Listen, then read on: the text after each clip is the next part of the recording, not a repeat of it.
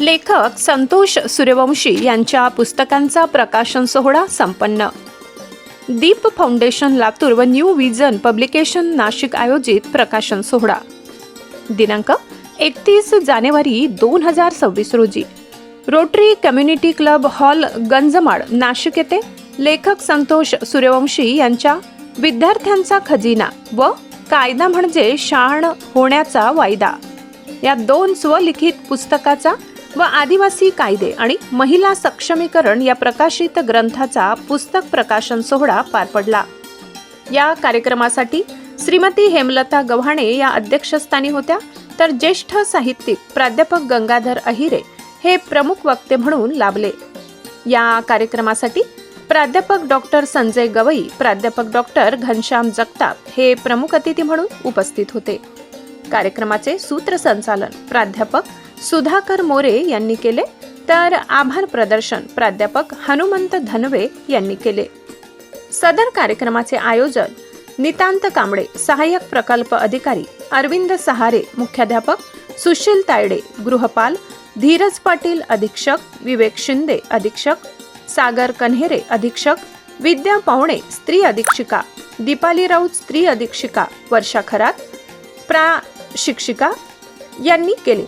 सदर सोहळ्याप्रसंगी सोहळ्याची सुरुवात मौजे रुईपेठा तालुका पेठ येथील आदिवासी महिलांच्या पारंपरिक आदिवासी नृत्याने करण्यात आली.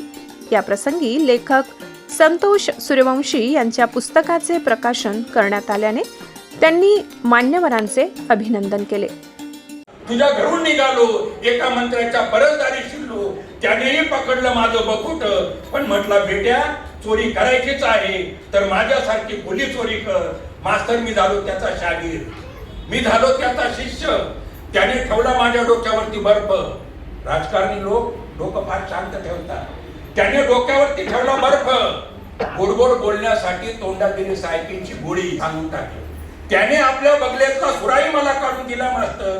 काय सांगू मास्तर, पुढच्याच पंचवार्षिक इलेक्शनला त्यानेच दिलेला सुरा माझ्या कामी आला मास्तर. आज त्या मंत्र्याचा पुतळा माझ्या बंगल्यासमोर उभा आहे. आज त्या मंत्र्याचा पुतळा माझ्या बंगल्यासमोर उभा आहे.